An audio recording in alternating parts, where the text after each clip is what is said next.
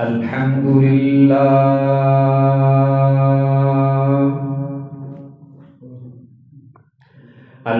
لله نحمده ونستعينه ونستغفره ونؤمن به ونتوكل عليه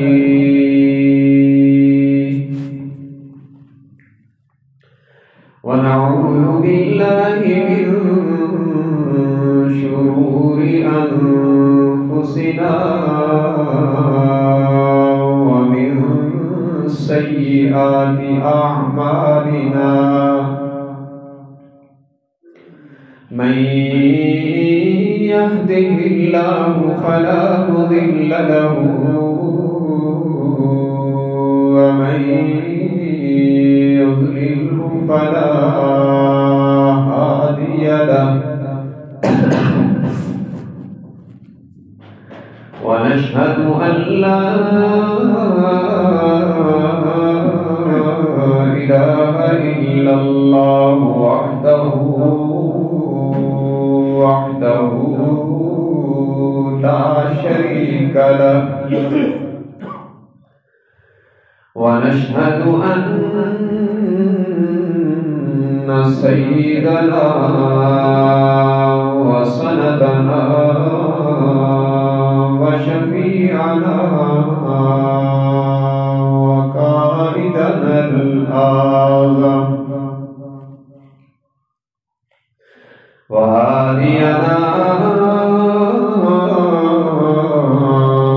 ومرشدنا ومأوانا وملجأنا ومولانا محمدا عبده ورسوله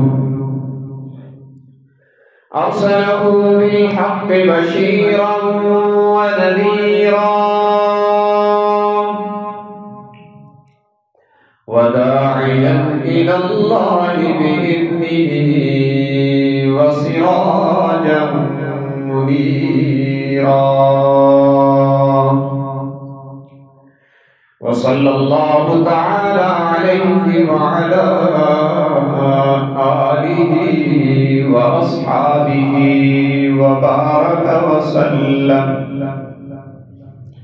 وبارك وسلم تسليما كثيرا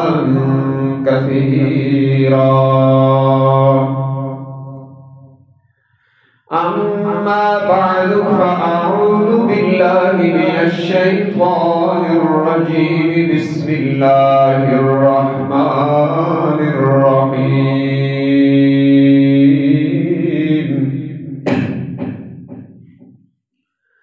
ما كان محمد أبا أحد من رجالكم ولكن رسول الله وخاتم النبيين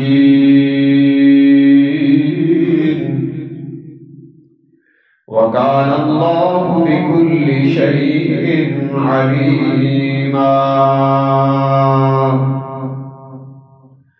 وقال النبي صلى الله تبارك وتعالى عليه وسلم فضلت على الأنبياء بست أعطيت بجوامع الكلم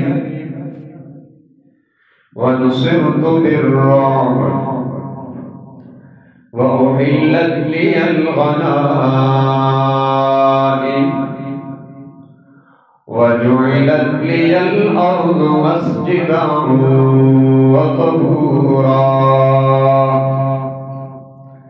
وأرسلت إلى الخلق كافة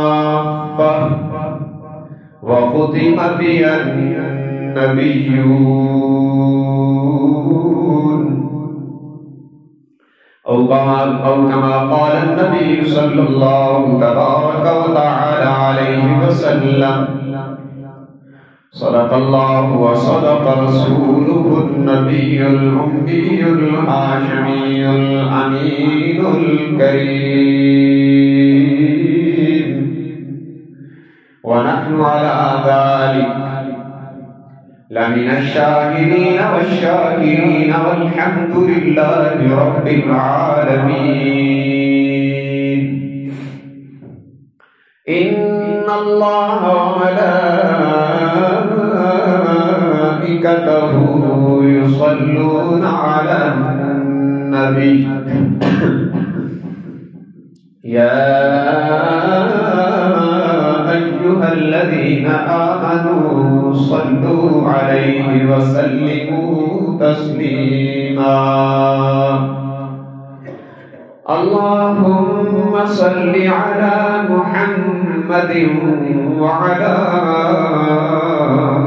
آل محمد كما صليت على إبراهيم وعلى آل إبراهيم إنك حميد مجيد.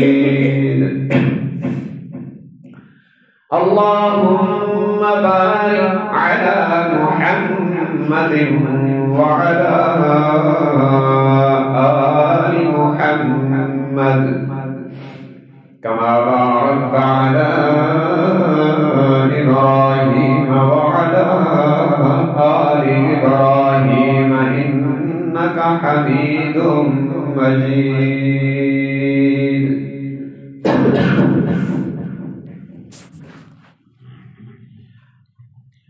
حاضرین گرامی قدر،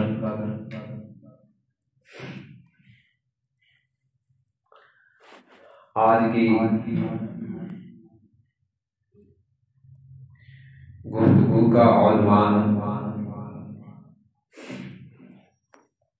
عقیدہ ختم نبوت ہے۔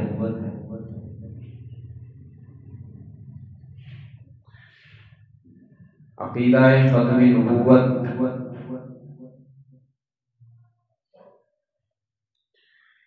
اسلام کا اساسی اور بنیادی عقیدہ ہے، جن عقائد پر اسلام کی بنیاد ہے، جیسے ان میں عقیدہ توحید ہے، یعنی اللہ تبارک و تعالی کو ذات و صفات میں وحدہ لا شریک ماننا، ہر طرح کے شریکوں سے پاک ماننا، اس کا نام عقیدہ توحید ہے۔ یہ اسلام کا بنیادی عقیدہ ہے۔ اسی طرح عقیدہ قیامت،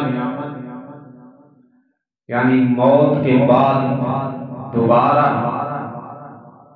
زندہ ہو کے اٹھنا، حساب و کتاب، اللہ کی عدالت کی پیشی اور صراط، جنت جہنم، اس کا نام عقیدہ قیامت ہے، اور یہ بھی اسلام کا بنیادی عقیدہ ہے۔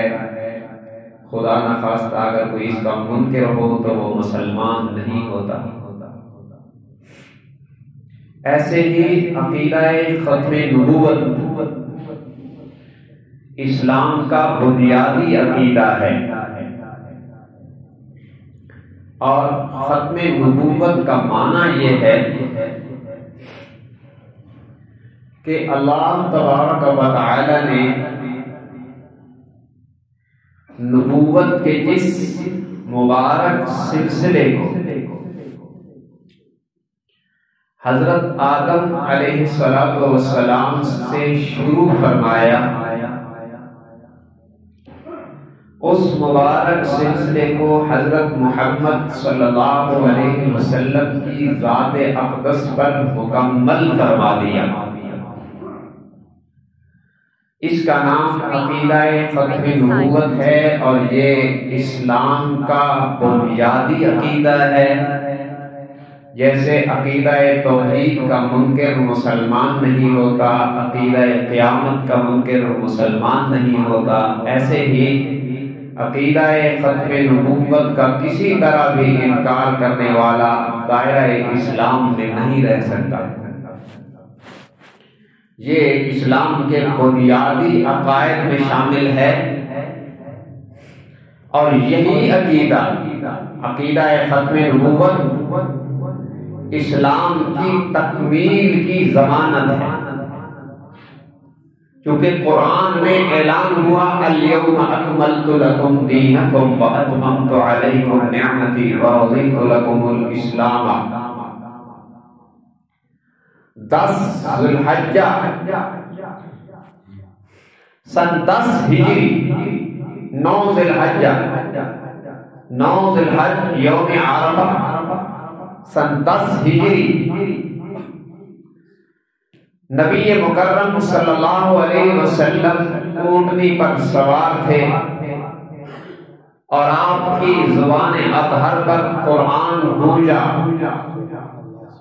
جس میں اللہ نے تکمیل دین کی بشارت سنائی۔ فرمایا الیوم اکملت لکم دینکم واتممت علیکم نعمتی ورضیت لکم الاسلام دینا۔ آج کے دن تم پر تمہارا دین مکمل کر لیا گیا، اور تمہارے لیے میں نے اپنی نعمت کو تمام کر دیا، اور قیامت تک کے لیے اسلام کو بطور دین پسند کر لیا گیا ہے۔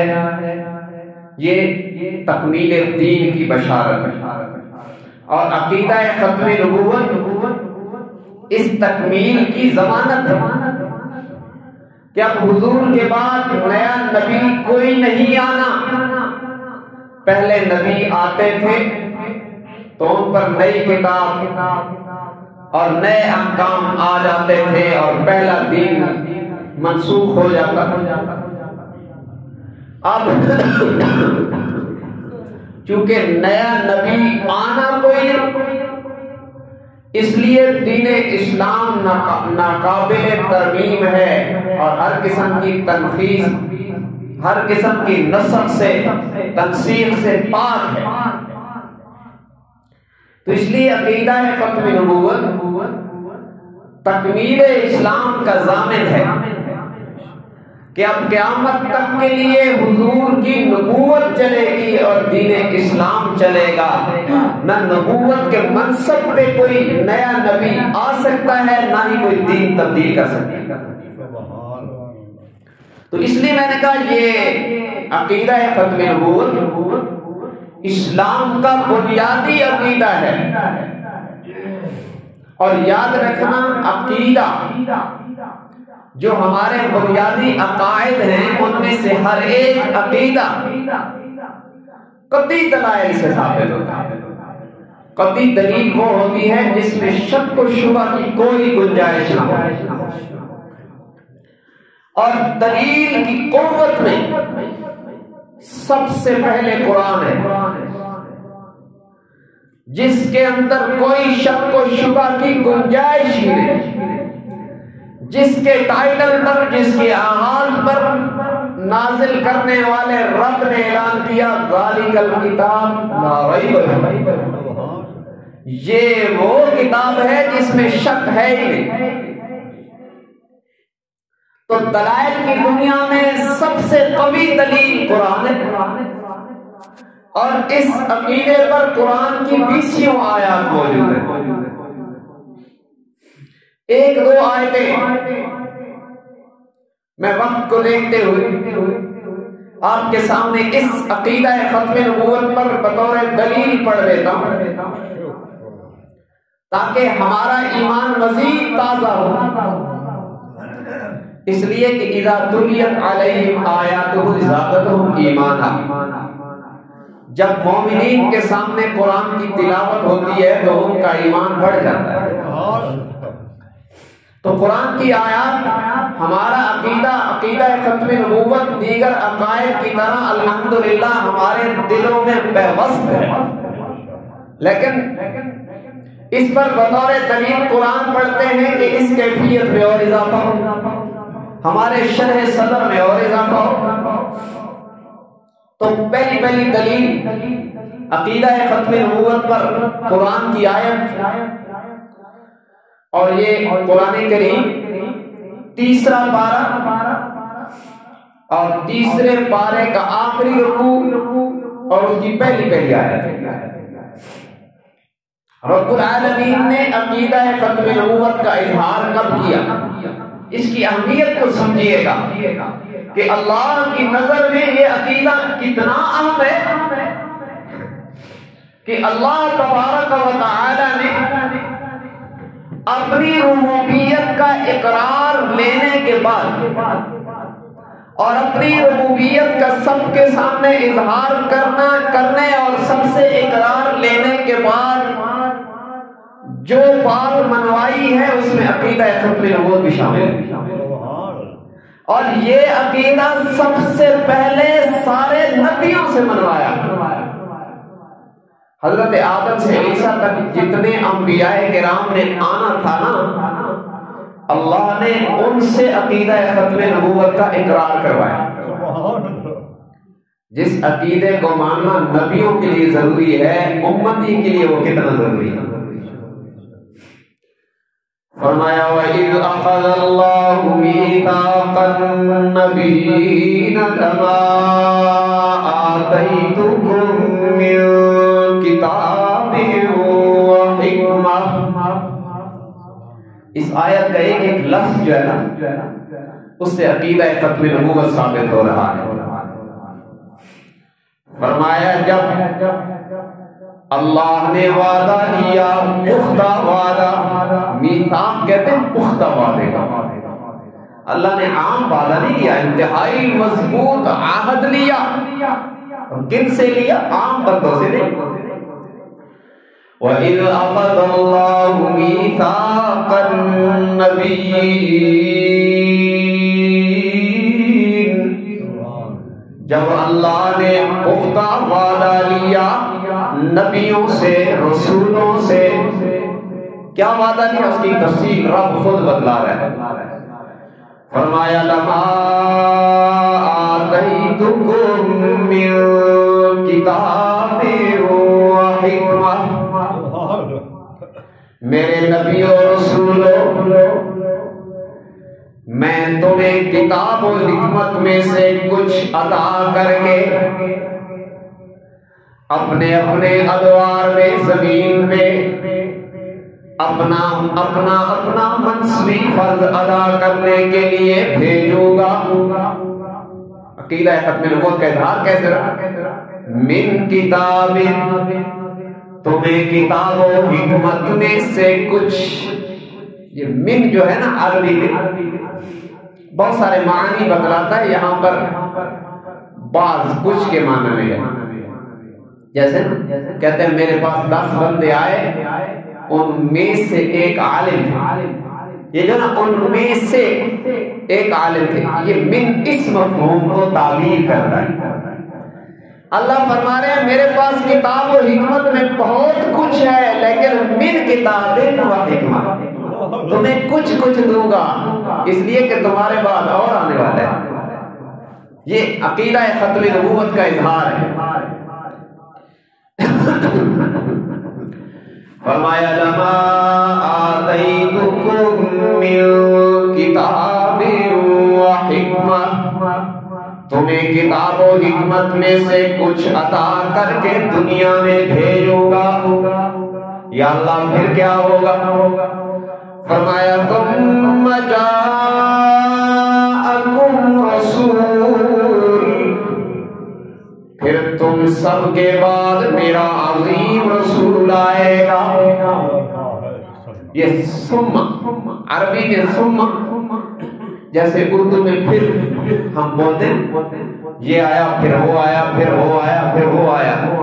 اللہ فرما رہے ہیں لما آتیتکم، تم جاؤ گے آدم، نوح، ابراہیم، موسیٰ، عیسیٰ، ثم، پھر جب تم سب اپنی اپنی ذمہ داری نبھا جاؤ گے تو پھر آخر میں پھر رسول آئے گا۔ ان میں سے کسی کے لیے بھی رسول کا لفظ نہیں بولا، اس لیے ان میں سے کسی کے کلمے میں رسول اللہ نہیں ہے، لا الہ الا اللہ، آدم صفی اللہ، نوح نجی اللہ، داؤد خلیفۃ اللہ، ابراہیم خلیل اللہ، موسیٰ کلیم اللہ، عیسیٰ روح اللہ، کہیں بھی رسول اللہ کا لفظ نہیں ہے. لا الہ الا اللہ محمد الرسول اللہ صرف میرے نبی کے کلمے میں آیا ہے، اس لیے کہ ان کی آمد کے لیے بھی تو لفظ نہیں، رب نے یہاں پہ لفظ رسول بولا تھا. فرمایا ثم جاءکم رسول، پھر تم سب کے بعد میرا عظیم رسول آئے گا. اور قرآن کی بلاغت کو سمجھیے گا. انہیں تو کہا لما آتیتکم من کتاب و حکمہ، تمہیں کتاب و حکمت میں سے کچھ دے کر بھیجوں گا. لیکن جب یہ عظیم رسول ختم نبوت کا تاج پہن کے آ گئے تو رب العالمین نے اب عطا کا ضابطہ بدل ڈالا ہے. ان کے لیے اعلان کیا وَلَسَوْفَ يُعْطِيكَ رَبُّكَ فَتَرْضَىٰ، میرے محبوب ہم اپنی عطاؤں سے آپ کا دامن بھر دیں گے. ہمارا خزینہ وسیع ہے، آپ کا سینہ وسیع ہے. آپ جیسا لینے والا کوئی نہیں، ہمارے جیسا دینے والا کوئی نہیں. آپ لینے میں بے مثال ہیں، ہم دینے میں بھی بے مثال ہیں. کتنا دیں گے؟ فرمایا اِنَّا أَعْطَيْنَاكَ الْكَوْثَرَ، یہ سورہ کوثر ہے، یہ تو سب کو آتی ہے. اور اکثر کہا یہ ہے کہ صرف یہی آتی ہے. چھوٹی چھوٹی صورتیں ہم نے یاد کی ہیں تاکہ نماز میں جلدی جلدی سے فارغ ہو جائے. سورہ کوثر آیات میں تو چھوٹی ہے لیکن مفہوم میں بڑی ہے. فرمایا اِنَّا أَعْطَيْنَاكَ الْكَوْثَرَ، سابقہ نبیوں اور رسولوں کو کہا تمہیں کتاب و حکمت میں سے کچھ کچھ عطا کر کے بھیجوں گا.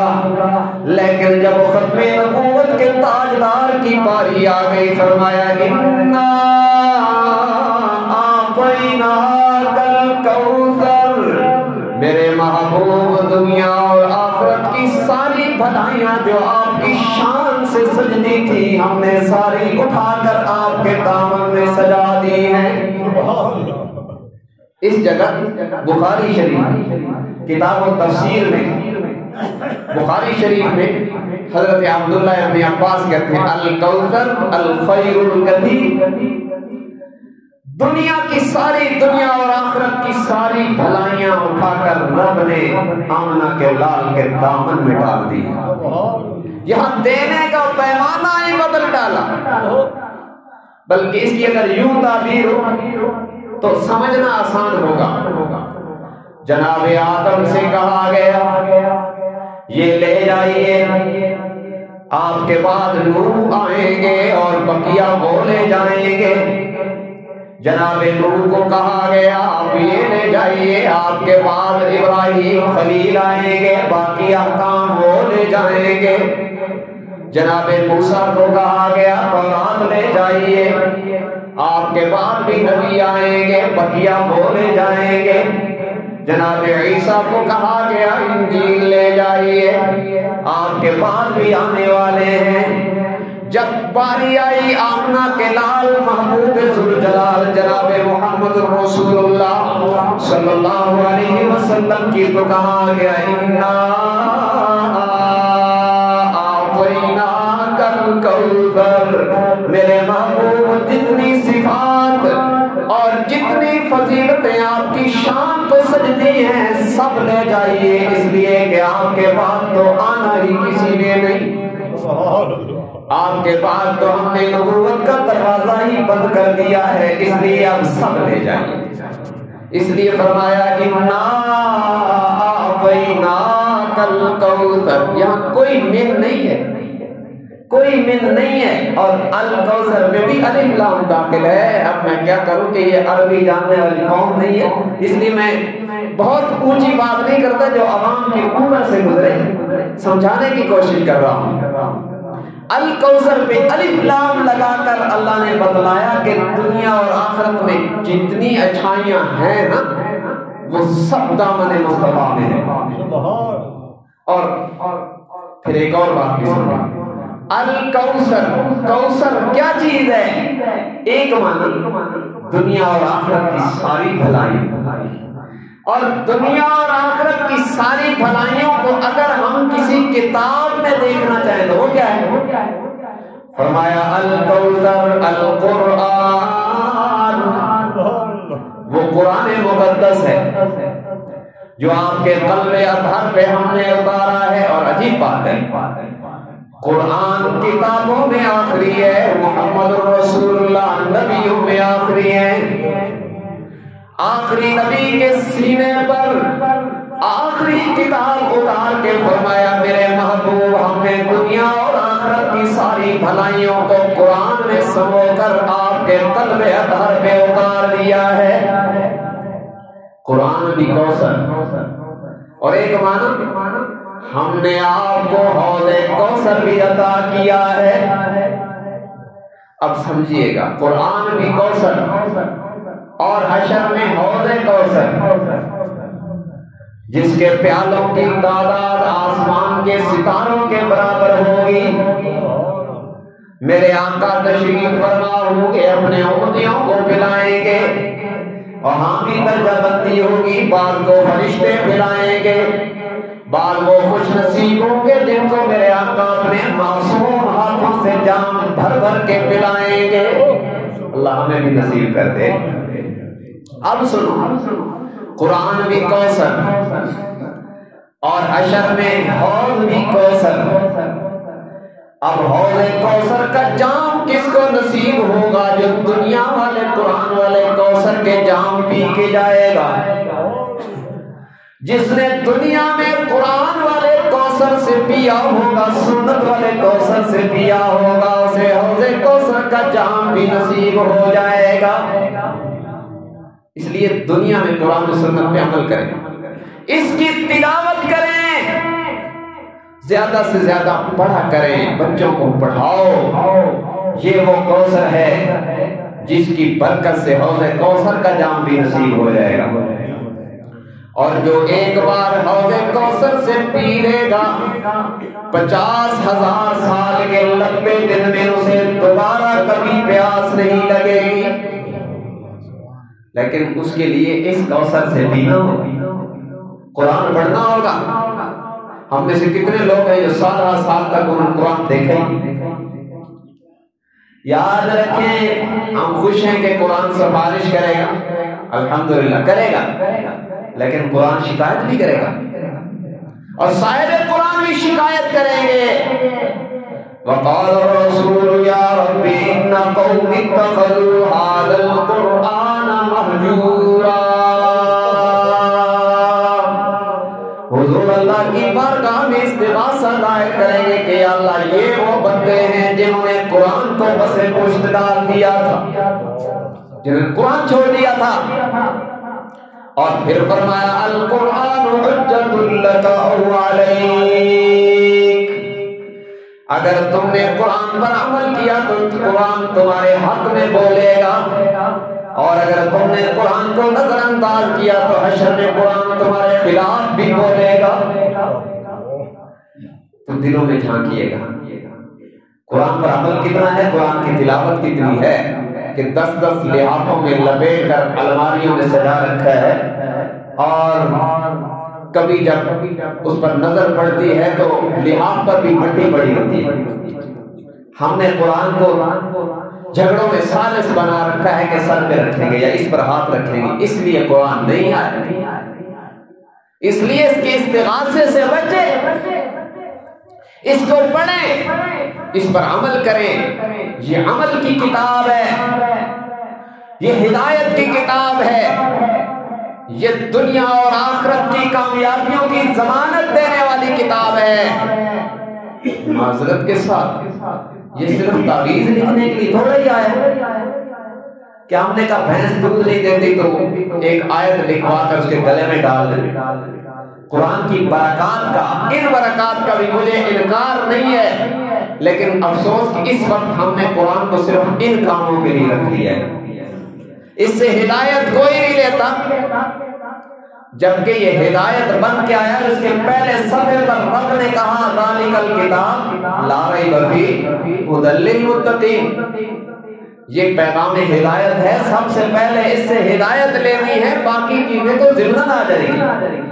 وَنُنَزِّلُ مِنَ الْقُرْآنِ مَا هُوَ شِفَاءٌ، شفا بن کے بھی آیا ہے، لیکن شفا ہونا تو اللہ نے بہت بعد میں بیان کیا، اس کا ہدایت ہونا تو پہلے پارے کی پہلی آیت میں بیان ہے، تو اس لیے اس کو ہدایت کی کتاب سمجھیے اور اس کوثر سے پیجیے تاکہ اس کوثر کا جام بھی نصیب ہو جائے۔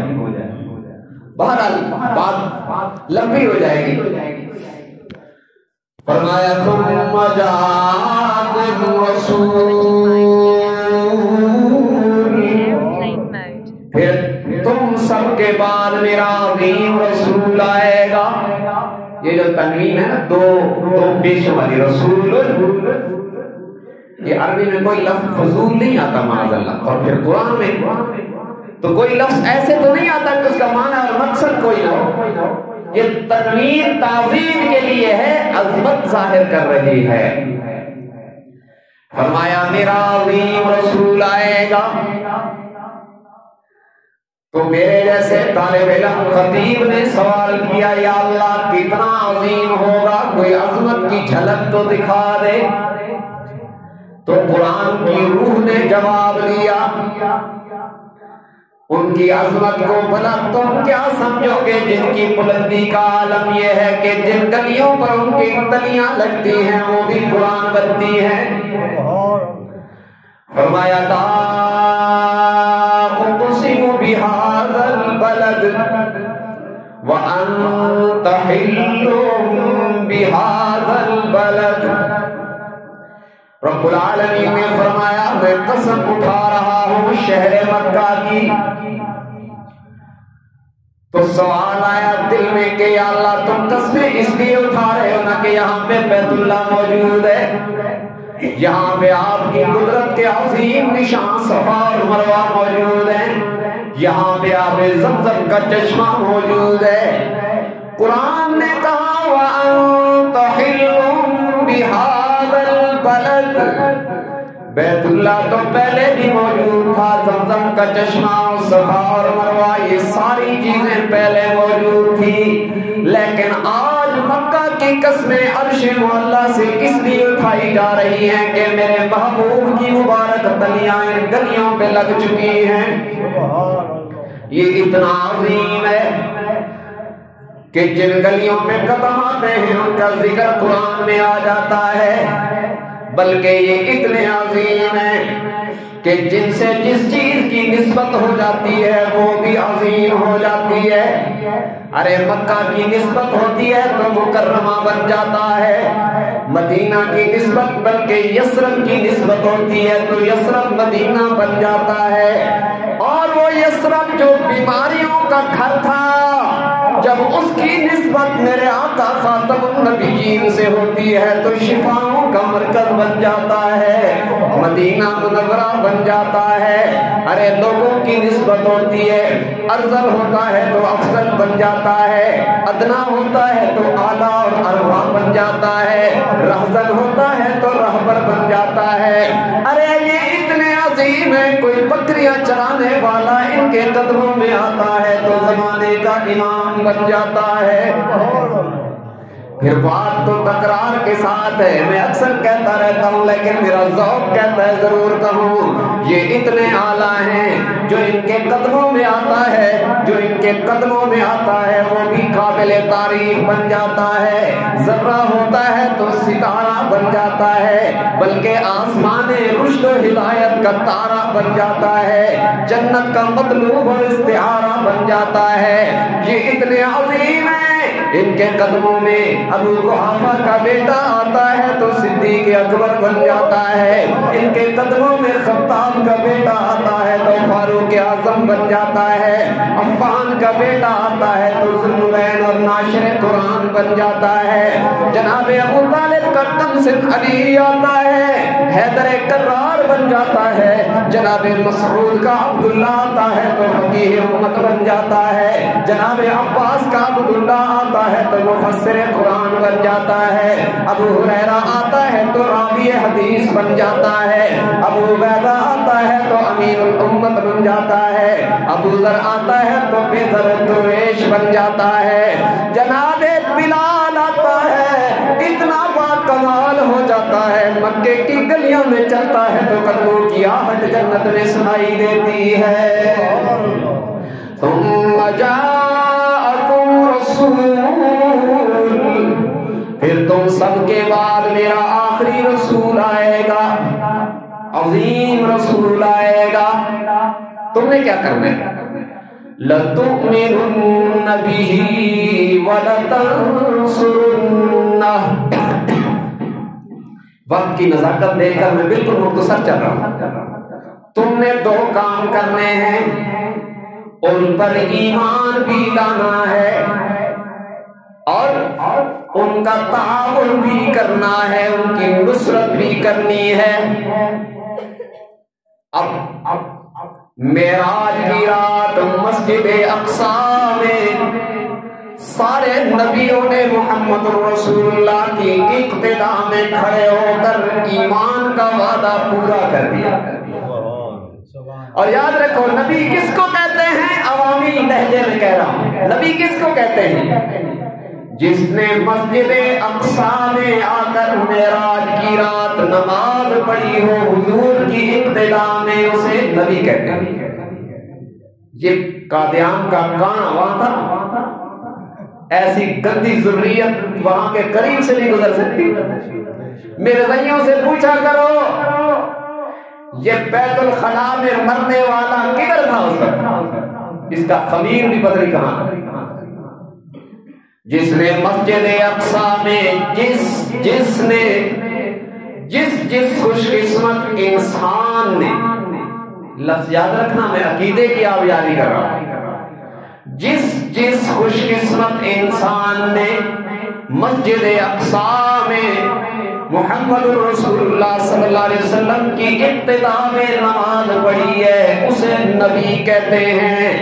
ان سارے مقتدیوں کو انبیاء کہتے ہیں اور ان کے امام کو خاتم النبیین محمد کہتے ہیں صلی اللہ علیہ وسلم۔ سارے نبیوں نے حضور پر ایمان لا کر حضور کی اقتدا کر کے یہ وعدہ تو پورا کر دیا، ایمان کا وعدہ تو پورا ہو گیا۔ اب ایمان تو ہے ہر ایک کے لیے ضروری، اب نصرت کے لیے ان میں سے اللہ نے ایک کو چن لیا، نصرت کے لیے، حضور کی امت کی نصرت کے لیے اور امت کی نشأت ثانیہ کے لیے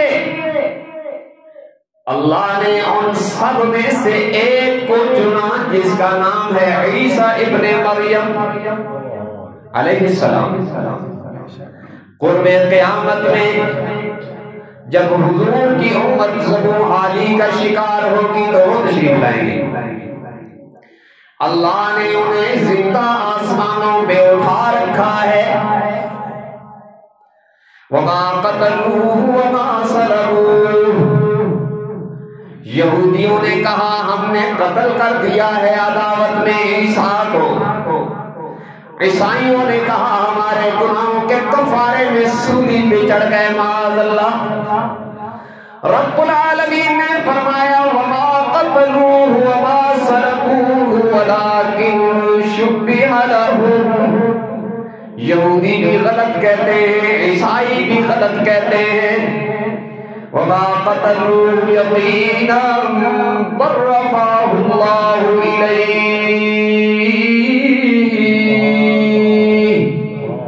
عیسیٰ ابن مریم قتل نہیں ہوئے، یقیناً قتل نہیں ہوئے، بلکہ اللہ نے انہیں اپنے قرب میں اٹھا لیا ہے۔ وہ منتظر بیٹھے ہیں جب ہر طرف سے امت محمد رسول اللہ صلی اللہ علیہ وسلم گھر جائے گی اور کثرت تعداد میں کثرت کے باوجود مظلوم ہو جائے گی، تو پھر رب العالمین فرمائیں گے میرے نبی اتر وعدہ پورا کر، تو جناب عیسیٰ ابن مریم اتریں گے فلسطین میں لد کے مقام پر جہاں آج اسرائیل کا تل ابیب ہے۔ ادھر ایک فضائی ایئرپورٹ انہوں نے بنا رکھا ہے جس سے اوپر جاتے ہیں فضا میں، خلا میں۔ تو دجال جناب عیسیٰ کے نزول کی خبر سنے گا تو بھاگے گا یہاں، پہاڑوں میں جنگلوں میں نہیں بھاگے گا۔ اس کو پتا ہے کہ نبی کی روحانیت کا مقابلہ دجالیت سے نہیں ہوتا۔ ویسے تو بہت سے لوگوں کو جہنم لے جانے کا ذریعہ بنے گا وہ، بہت سے لوگ اس کے شکنجے میں پھنسیں گے اور دین اسلام چھوڑ بیٹھیں گے۔ اللہ حفاظت کرے۔ دجالی فتنے اس وقت ہر طرف شلوار ہے، لیکن پیغمبر تو پیغمبر ہوتا ہے، حضور کی امت کی نصرت کے لیے آئیں گے۔ اور دجال بھاگے گا مقام لد میں، ایئرپورٹ پہ آنے کی کوشش کرے گا کہ میں فضا میں بھاگ جاؤں۔ اسے پتہ نہیں جو تیرے پیچھے ہے یہ فضاؤں سے ہو کے آیا ہے۔ تو مقام لد پر جناب عیسیٰ کو دیکھتے ہی پگھلنے لگے گا۔ پیغمبر کی روحانیت کوئی عام نہیں ہوتی، اور یہ عیسیٰ ابن مریم ہیں، یہ حضور کے مقتدی ہیں، میرے آقا کی روحانیت کا تو پھر کیا کہنا ہوگا۔ اس لیے حضور انسانوں میں سے انسان ہے، تیرے میرے جیسے نہیں ہے۔ خصوصیات اور صفات میں وہ اتنے بلند ہیں کہ میرے پاس تو لفظ کوئی نہیں اس کو بیان کرو۔ جناب عیسیٰ دجال کو قتل کر دیں گے، دنیا میں اسلام نافذ کریں گے، برکات کا نزول ہوگا، زمین پر رحمتیں اتریں گی، اور کیونکہ مجرد اور کموارے آسمانوں پہ اٹھائے گئے تھے، اب ادھر شادی بھی کریں گے میرے آقا کی امت میں، اور پھر دنیا میں رہیں گے، پھر طبی طور پر ان پہ وفات آئے گی۔ اور سیدہ عائشہ فرماتی ہے میرے حجرے میں جگہ خالی ہے، پھر یہیں پر ان کا مدفن بنے گا۔ اور پھر اس حجرے کا بھی کیا کہنا ہے، قیامت جب قائم ہوگی سیدہ عائشہ کے حجرے کی یہ الگ شان ہوگی کہ اس سے دو نبی اٹھیں گے، دو شہید اٹھیں گے، دو نبی اٹھیں گے، دو صحابی اٹھیں گے۔ ابو بکر، آپ کہیں کہ حضرت ابو بکر کو بھی شہید کہہ دیا، وہ تو طبی طور پہ وفات ہوئی۔ بعض شارحین نے لکھا ہے کہ وہ جو سانپ نے ڈسا تھا، سالوں بعد زہر کا اثر تو والا ہوا اور ابو بکر صدیق کی وفات کا ذریعہ بنا۔ اس لحاظ سے بعد میں ان کو بھی شہید شمار کیا۔ تو یوں بھی کہا جا سکتا ہے دو نبی اٹھیں گے اور دو عظیم صحابی اٹھیں گے جن کا درجہ امت میں سب سے بلند ہے۔ اس حجرے کی عظمت ہے۔ تو حضرت عیسیٰ علیہ السلام اس امت کے تعاون کے لیے آئیں گے، اس امت کی مدد کے لیے آئیں گے، اور عقیدہ ختم نبوت کے اظہار کے لیے آئیں گے۔ لوگوں کو اپنا کلمہ نہیں پڑھائیں گے۔ جس پیغمبر کی امت میں عیسیٰ پیغمبر آ کر بھی اپنا کلمہ نہ پڑھائے، اس پیغمبر اس امت میں آ کر کوئی قادیان کا دجال آ کے اپنی نبوت منوائے تو اسے مانا نہیں جا سکتا۔ یاد رکھنا، عقیدہ ختم نبوت اسلام کا بنیادی عقیدہ ہے، اور اس کے لیے بڑی قربانیاں لگی ہیں اس کا تحفظ کرنے کے لیے۔ اس لیے کہ میں نے شروع میں عرض کیا تھا نا، یہ تکمیل اسلام کی ضمانت ہے۔ یہ عقیدہ نہ رہے تو اسلام مکمل نہیں رہتا، اسلام تبدیل ہو جاتا ہے۔ اس لیے مرزائیوں نے اسلام کا حلیہ بگاڑ دیا، اور مرزے کی کتابوں میں جو مغلظات ہیں وہ اسلام کے بالکل برعکس۔ اس لیے کہ عقیدہ ختم نبوت کو چھوڑا تو یوں سمجھے جیسے مذہب کو چھوڑ دیا، مرتد ہو گئے۔ جو عقیدہ ختم نبوت کا انکار کرے گا وہ مسلمان نہیں، مرتد ہے۔ وہ مسلمان نہیں، مرتد ہے، کافر ہے، اسے مسلمان کہنا بھی کفر ہے۔ اس لیے اس مسئلے کو نارمل نہ لیجئے گا، یہ بڑا حساس عقیدہ ہے، بڑا نازک عقیدہ ہے۔ اس عقیدے میں ذرا سی لچک بھی بندے کو اسلام سے نکال سکتی ہے۔ اور یہ مت سمجھیے گا کہ یہ مولویوں کا مسئلہ ہے، یہ ہر مسلمان کے عقیدے کا مسئلہ ہے، اور اس پر بڑی بڑی قربانیاں لگی۔ آپ اندازہ لگائیں حضور کے مبارک دور میں جو جنگیں ہوئی، اس میں کوئی 259 کے قریب صحابہ بدر میں، احد میں، تبوک میں وغیرہ شہید ہیں۔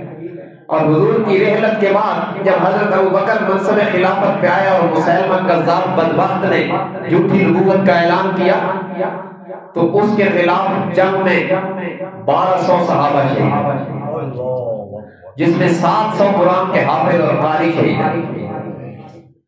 یہ صحابی 1 2 4 نہیں، 1200، اور پھر ان میں سے 700 قرآن کے حافظ اور قاری شہید ہیں۔ یہ عقیدہ اتنا اہم تھا کہ حضرت ابوبکر نے 1200 حضور کے دیوانے قربان کر کے اس عقیدے کا تحفظ کروایا۔ بھائی انہوں نے جانیں دی، انہوں نے خون دیا، کیا ہم وقت دیں؟ وقت دو گے کہ نہیں؟ صحابہ نے تو خون دیا، مجھ سے اور آپ سے ابھی خون کا مطالبہ نہیں ہے۔ بہت سے لوگوں نے خون دے کر ہمارے لیے آسانی پیدا کر دی۔ سن 53 میں ایک ہی دن میں سرکاری رپورٹ کے مطابق 10,000 مسلمانوں کو گولیاں ماری گئی لاہور کی سڑکوں پر۔ اس اسلامی ملک میں ہماری آرمی نے ماشاءاللہ 10,000 مسلمانوں کو شہید کیا جو عقیدہ ختم نبوت کا اظہار کر رہے ہیں۔ اور کسی نے سید عطا اللہ شاہ بخاری سے پوچھا تھا کہ اتنے بندے مروا ڈالے؟ فرمایا قیامت کے دن یہ جانے، میں جانوں اور میرا نام نہ جانا۔ تو لوگوں نے لہو دے کر ہمارے لیے آسانیاں پیدا کر دی۔ اب مجھ سے اور آپ سے یہ تقاضا ہے کہ تو وقت دے، پرچم اٹھا، کم از کم سال کے بعد ایک دن دیا کر، ہو سکتا ہے قیامت کے دن اسی کی برکت سے حضور کے جھنڈے کے نیچے جگہ مل جائے۔